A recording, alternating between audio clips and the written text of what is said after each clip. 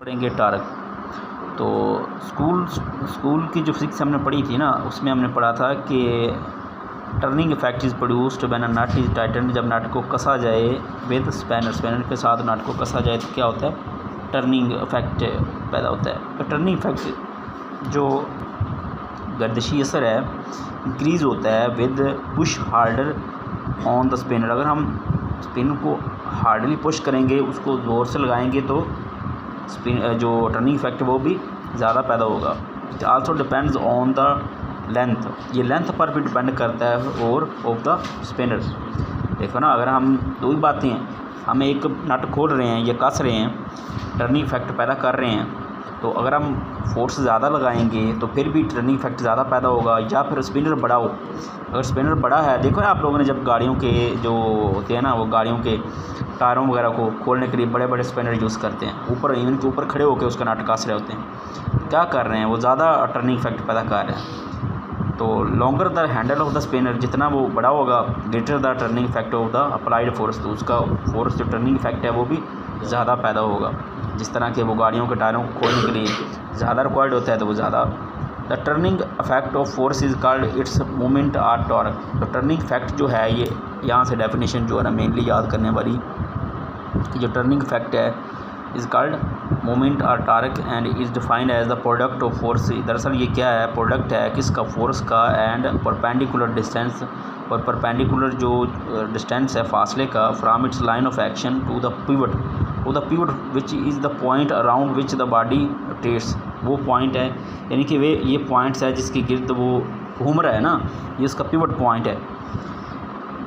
तो यार उसकी जो लंबाई है ना, ये अमूदन फासला जो है यहाँ से लेकर यहाँ तक का, ये उसकी लेंथ ज़रबे फोर्स, जितनी फोर्स लगा रहे हैं, और लेंथ क्या है, ये लेंथ जो है उसकी वो यहाँ से लेकर यहाँ तक का फासला है आप लोगों के स्पिनर का, किसके गिर्द लग रहा है, जो कि पिवट के साथ लाइन ऑफ एक्शन बना रहा है। तो ये लाइन ऑफ एक्शन है, यानी कि जिस लाइन में वो फोर्स लग रही है वो उसका लाइन ऑफ एक्शन है।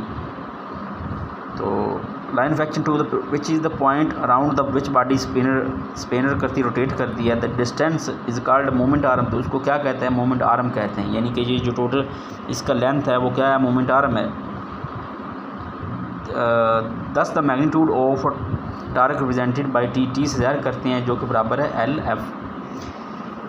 तो when the line of action of applied force passes through the pivot point, तो जब पिवट पॉइंट से लाइन ऑफ एक्शन गुजरती है, the value of moment arm L is equal to 0। So in this case torque is 0। अगर value of moment arm, अगर उसकी value 0 हो तो टार्क क्या होगा, 0 होगा। हमारे पास फार्मूला है ना, T is equal to L ज़रबे एफ़। इसमें चाहे एल 0 कर लो तो फिर भी 0 है, चाहे आप एल वैसे लिख लो तो एफ़ 0 कर लो तो फिर भी 0। तो इन एनी केस अगर आपका वैल्यू ऑफ मोमेंट आर्म 0 हो गई तो क्या होगा, टर्निंग टार्क 0 होगा। Consider the torque due to force F. एक कंसीडर करें कि एक फ़ोर्स लग रही है, एक फ़ोर्स एफ़ के वजह से टार्क पैदा हो रहा है। तो क्या करेंगे, रिजिड बॉडी, एक रिजिड बॉडी है ये, देखो उसके फोर्स एफ़ की वजह से टर्निंग इफेक्ट पैदा हो रहा है। Let the force F acts on rigid body at P point. ये देखो पी पॉइंट है, पी पॉइंट पर जो है ना वो position vector relative to pivot O is R. तो उसका जो ये देखो, ये उसका क्या है, ये उसका आर जो इसका क्या है, हाँ पोजीशन वेक्टर है। The components of F sine theta perpendicular to R. जो एफ साइन थीटा है ये उसके परपेंडिकुलर है ना, महमूद का बना रहा है। तो to R and F cos theta along the direction of R. तो जो कोस थीटा है वो डायरेक्शन किसकी, आर की डायरेक्शन के, या उन्होंने लिखा नहीं है, चलो आप लोग लिखना चाहें तो लिख सकते हैं कि ये कोस थीटा इस तरफ है। तो torque due to F cos theta about pivot O is 0। तो ओ इस पॉइंट की तरफ जो है ना वो टार्क क्या है, 0 है। तो therefore the torque due to F is equal to point O is passing through the point O. Therefore torque due to F is equal to the torque due to F sine theta. देखो ना, उसके component दो होते हैं, एक F sine theta, एक cos theta. लेकिन वो कहता है कि जो कोस थीटा की वजह से टार्क है वो पैदा नहीं हो रहा, टार्क किस वजह से पैदा हो रहा है, एफ साइन थीटा की वजह से। तो लिहाजा टोटल टार्क किसके इक्वल होगा, साइन थीटा की वजह से। तो हम इसको यूँ लिख सकते हैं, F sine theta is equal into R. तो टोटल क्या बन गया आर एफ साइन थीटा। तो alternatively moment R M L is equal to the magnitude of the component of R. तो alternatively moment R M L is equal to the magnitude of the component of R perpendicular to the line of action of F. तो ऐसा भी हो सकता है कि ये जो एक हमारे पास आर साइन थीटा हो उसका यानी कि जो magnitude of moment of R perpendicular हो लाइन ऑफ एक्शन। अब वहाँ पे क्या था, फोर्स कंपोनेंट जो था वो परपेंडिकुलर था। यहाँ पे अगर वो कहते हैं R perpendicular to the line of action of F, यहाँ पे एफ उसके क्या है परपेंडिकुलर है, तो ऊपर हम इसको यूँ लिख सकते हैं। उसी तरह आर साइन थीटा और एफ तो बनता वही है। वो कहते हैं ना पंजाबी च के 100 हाथ रस्सा ते सिरे ते गांड, हमेशा रस्से के सिरे लास्ट पे गांड होती है। तो उसी तरह फार्मूला वो हो ये हो, हमारे पास क्या बनेगा are F sine theta. Theta क्या एंगल है बिटवीन आर एंड एफ। तो अब हम देखें तो क्या बना कि टारक आपको हम डिफाइन किस तरह कर सकते हैं, वेक्टर प्रोडक्ट ऑफ, ये एक वेक्टर प्रोडक्ट है position vector R and force F के दरमियान। बोल्ड है ना, बोल्ड लिखे हुए आर और एफ, तो ये वेक्टर प्रोडक्ट है, क्रॉस प्रोडक्ट है ना आर और एफ के कुल में। तो हम इसको यूँ लिख सकते हैं R F sine theta N had.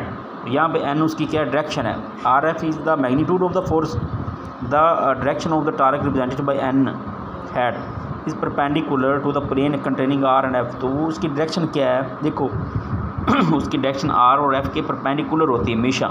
हमने राइट हैंड रूल में पढ़ा था कि अगर थंब जो है ना वो क्या शो कर रहा होता है, परपेंडिकुलर होता है ना, तो वो उसकी डायरेक्शन शो कर रहा होता है। For the vector product of two vectors ऐसे unit of for turning torque is newton metre.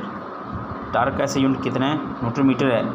Torque is counterpart of force. Torque जो है काउंटर पार्ट है फोर्स फॉर रोटेशनल मोशन।